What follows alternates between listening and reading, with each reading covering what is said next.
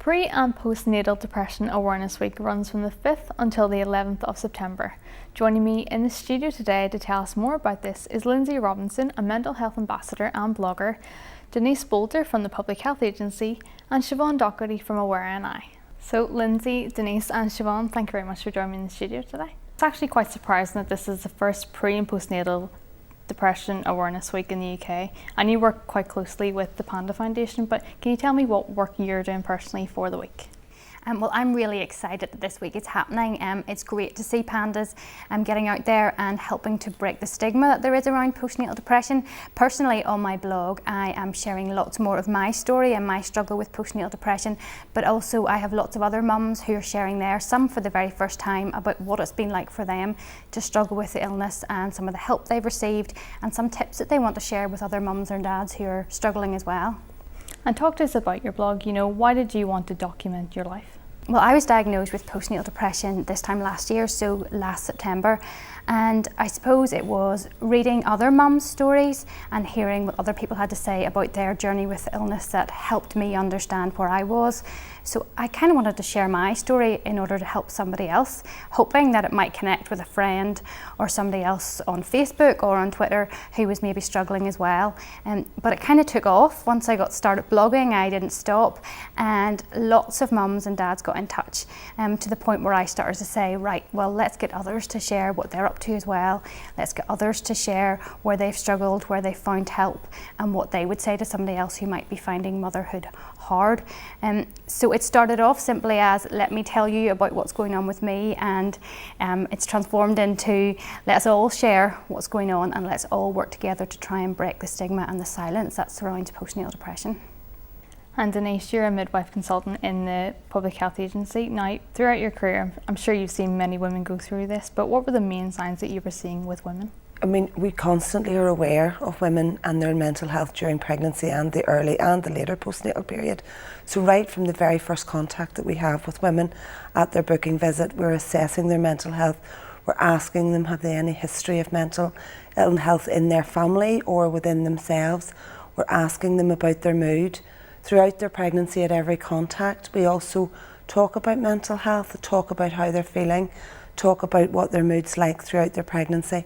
And then again in the early postnatal period, midwives are constantly aware of what signs and symptoms there may be for women who may be suffering from some form of postnatal depression, postnatal anxiety, or in fact those who go on to have a more substantial postnatal ill health incident. We have, and then whenever we move into the later postnatal period, again, health visitors will carry out risk assessments throughout all of the visits that they have with women and their families. And we would constantly be asking people to be aware of their mental health during pregnancy, because it's a very transitional time in a woman and a family's life, is that early introduction to parenthood. So it can be a time whenever, if you have a history of mental ill health, that it can relapse at that stage. So it's very important to be aware at all times, and for all of the health professionals to know of the signs and symptoms. And there is help available for women out there, or for families if they do need it. Just contact their health professional, their midwife, their GP, their health visitor at whatever stage they're at, and get the help that's available for them is how we would recommend it. And how often would you see cases where a parent is finding it difficult to bond with a new child, or perhaps feeling a bit, of postnatal anxiety? I mean, the statistics would show that between 10 and 20% of women will have some form of mental ill health during or after in the first year of parenthood. So that's, quite a considerable number of women will have some form of mood disorder or feel unwell or feel down, leading right up to approximately 2% or 50 women in Northern Ireland will require some intensive treatment for mental ill health in the early postnatal period, who would show some signs of a very serious illness. It is a not inconsiderable number of women who do find themselves having some issues with their mood or with postnatal depression in those early days after a baby is born. But there are numerous reasons why women don't bond with their babies, and we do constantly be aware of that. And there is considerable work around perinatal mental health, around infant mental health that is ongoing. There are parent and baby programmes out there for women or for families who we would recognise that are maybe having more of a struggle with that early bonding aspect of it. The Early Intervention Transformation Programme, which is a programme that's being funded by 6 of our government departments and the Atlantic Philanthropies, is another way that we're looking towards providing more support to women and families, particularly to give every child the best start in life, which is, at the end of the day, one of the mottos of our government. And Siobhan, coming from Aware NI, Northern Ireland's only charity working exclusively with those with depression. Now, tell me about the work that you do with women who have pre- and postnatal depression. Well, we're an organisation that does work with people with the illness of depression and also in the prevention aspect of it. And what we find is that, as Denise said, having information and recognition of the signs and symptoms of postnatal depression is really, really important for young mothers and young families. Because if you don't recognise the signs and symptoms, it can go totally undetected. And if you're not articulating how you feel to your professional, then it makes it really difficult. So the programme that we have is specifically designed for mothers who are expectant, and again for the mother and father and maybe family members after the baby is born. And it's in recognition of what you said, that this is a huge impact on life. It's life changing. And the programmes that we deliver right across Northern Ireland, we're really lucky to be working in partnership with the Public Health Agency, because we realise that that stage in life is so incredibly important for the child's development, for their later years, their future years. And it's really important as well for the mother, because you're talking about the work that you're doing, Lindsay, and it's just spectacular to see things like that happening in the community across Northern Ireland, because you're reaching out to other people who understand, and they know that you understand what they're going through. And I think that peer support aspect as well is really, really important, because who knows best? The person who has been through it themselves. And at Aware, that's a model that we use all the time in all of the services that we have. Actually, it's the people who understand and have personal experience of the illness who we have out talking to others. For other mothers that have read your blog, what has their feedback been? Well, for me, coming out and talking about it meant that I broke some of the power and control that postnatal depression had over my life. I always felt like I had to hide how I was feeling and hide how my journey of motherhood had been, but actually in speaking out and in sharing my journey, I began to understand more about the illness, and I began to feel free to be me again.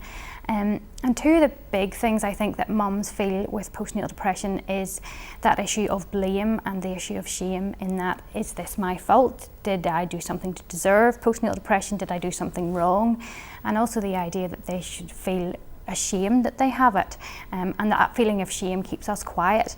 And for me, being able to talk about it on my blog, even with friends or with other people, actually meant that I was able to break some of that feeling of blame and that feeling of shame that was constantly going on in my head. And I suppose that's the one reason I would really encourage mums who are struggling to speak out and reach out and get support, because it's very easy when you don't to get in that cycle of feeling like it's your fault and feeling ashamed when you should not feel like that at all. Postnatal depression is an illness, and is an illness which you can recover from if you get the help that you need. And I hear from mums all the time who are just really thankful, I guess, to hear that postnatal depression is being talked about more widely. And I guess it helps them to understand where they're at and what they're struggling with. And it helps to be able to say that motherhood can be hard. It's not always perfect. It's not easy to be a mum or a dad. And actually, the more we say that, the more we all realise it's okay to admit that we struggle. So that's a big thing that I would hear from mums and from dads. Let's talk more about what it's really like. Let's share what it's really like, and then let's support each other on the journey together. Maybe in the past 5 years, how have you seen the word stigma change? The word stigma is still stigma, and sometimes I think to myself, are we hiding behind stigma? Are we hiding behind a word? Because if the word didn't exist, what would we call it? Misunderstanding? I don't know what that is. I don't understand what that person's talking about. I couldn't have depression. Oh my goodness me, they're different, they're strange, they're behaving not like I behave. So there has been a lot of really good coverage in the media, let's say, right, about people coming out with depression. And I think that's really helpful to others. For example, we put a post up on our Facebook page yesterday about Bruce Springsteen, saying about this crippling depression.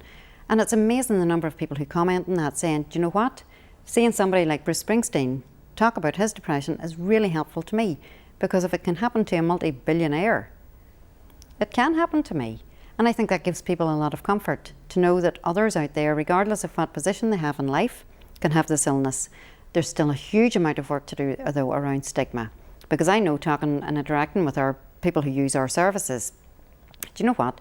They don't want to go into the workplace and say, I'm really depressed, because they're afraid that people will point the finger at them or shun them in the kitchen or be afraid that they might say something wrong. And there's a whole education aspect around that as well, that people really need to know what depression is, what it feels like, what it looks like, that it is an illness. And if you broke your arm or you broke your leg, people will be saying, oh, look at you, my goodness, what happened to you? But if you come in with depression, you're more likely not to have anybody speak to you at all, which is quite sad. One of the things that I think we easily forget when we talk about postnatal depression is that it's not just mums who suffer. Dads can actually struggle with postnatal depression as well. And in fact, I've been contacted by dads who have wanted to share their experience. So I just want to highlight that as well this week. If there's any dads who are listening or any dads who are struggling, that actually you could be suffering from postnatal depression and that there is also help available for you. And the Pandas Foundation actually have a Pandas Dad group where if you're a dad you can go on and you can talk to other dads who might be going through the same thing that you are. So let's not forget about the dads in this week as well. Lindsay, Denise and Siobhan, thank you very much for joining me in the studio today.